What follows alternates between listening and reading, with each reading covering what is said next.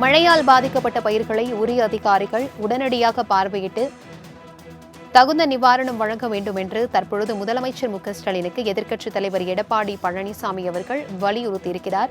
அண்மை செய்தியாக நாம் பார்த்துக் கொண்டிருக்கிறோம். இதுகுறித்தான கூடுதல் விவரங்களுடன் இணைக்கிறார் எமது செய்தியாளர் ராஜேஷ்.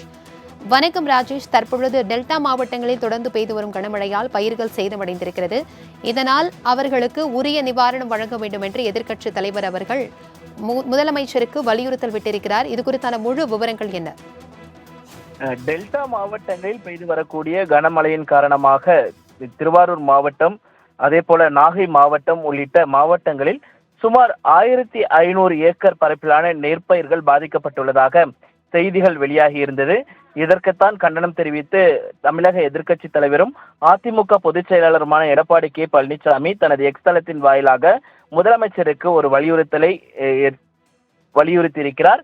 அதில் அவர் தமிழ்நாடு முழுவதும் அதி கனமழை பெய்யும் என வானிலை ஆய்வு மையம் ரெட் அலர்ட் எச்சரிக்கை விடுத்துள்ளது. இந்த நிலையில் கனமழையால் திருவாரூர் மாவட்டம் திருத்துறைப்பூண்டியில் சுமார் 1500 ஏக்கர் பரப்பிலான நெற்பயிர்கள் பாதிக்கப்பட்டுள்ளதாக வரும் செய்தி அதிர்ச்சி அளிக்கிறது. மழையால் பாதிக்கப்பட்ட பயிர்களை உரிய அதிகாரிகள் உடனடியாக பார்வையிட்டு தகுந்த நிவாரணத்தை வழங்குமாறு முதலமைச்சரையும் திமுக அரசையும் வலியுறுத்துகிறேன் என அவர் அந்த அறிக்கையில் குறிப்பிட்டிருக்கிறார். பிரபாவதி. தகவல்களுக்கு நன்றி ராஜேஷ்.